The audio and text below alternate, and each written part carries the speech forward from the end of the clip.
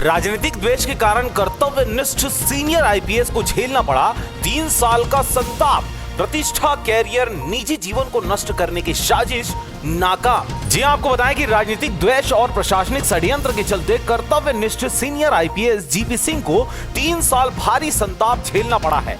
पूर्ववर्ती सरकार और सत्ता के गोद में बैठे अधिकारियों ने पावर का दुरुपयोग कर न्याय प्रिय अफसर को कितना प्रताड़ित कर सकते हैं, यह देखने को मिला। सत्ता की नुमाइंदगी करने वाले प्रशासनिक नौकरशाहों ने सत्ता के नशे में मदमस्त होकर 5 साल ऐसा कृत्य किया कि प्रशासनिक संस्थाओं की निष्पक्षता और स्वतंत्रता पर एक बड़ा सवालिया निशान खड़े कर दिया है। यह मामला न केवल सत्ता के दुरुपयोग की पराकाष्ठा को दर्शाता है, बल्कि यह भी उजागर करता है कि किस तरह राजनीति के हित साधने के लिए सरकारी संस्थाओं को कठपुतली की तरह इस्तेमाल किया जा सकता है। और वह कठपुतलियां अपने ही सीनियर पर ऐसी साजिश रचती है कि जिसमें उनकी प्रतिष्ठा, कैरियर ही नहीं बल्कि निजी जीवन को भी तबाह कर देती है। यह कहानी है उस ईमानदार आईपीएस अधिकारी की जिसने राजनीतिक दबाव में झुकने से इनकार कर सत्य न्याय संगत कार्य करना उचित समझा। इसका खामियाजा उन्हें अपने परिवार, समाज, प्रतिष्ठा और इस सत्य की लड़ाई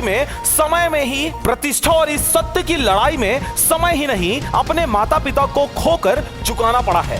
हम जिसकी बात कर रहे हैं वह 1994 बैच के छत्तीसगढ़ कैडर के सीनियर आईपीएस अधिकारी जीपी सिंह हैं, जो बेहद ईमानदार और कर्तव्यनिष्ठ अधिकारी के रूप में अपनी अलग पहचान रखते हैं। उनके ही कनिष्ठ अफसरों ने तत्कालीन सरकार के संरक्षण में सुनियोजित तरीके से उन्हें फंसाने की घिनौनी साजिश रची। कल तक जो कनिष्ठ अधिकारी उनके सामने खड़े होने की हिम्मत तक नहीं करते थे, उन्होंने सरकार के इशारे में वो किया जिससे आज पूरी आईपीएस लॉबी कटघरे में खड़ी हो गई है। सीनियर आईपीएस जीपी सिंह ने इस षड्यंत्र में न सिर्फ अपने अमूल्य 3 साल गंवाए बल्कि अपने परिवार, प्रतिष्ठा, नौकरी सब खो दिया। सवाल यह है कि आज जब माननीय न्यायालय ने उनके सारे मामलों को खत्म कर दिया है, तब क्या इस समय की भरपाई हो पाएगी? शायद कभी नहीं।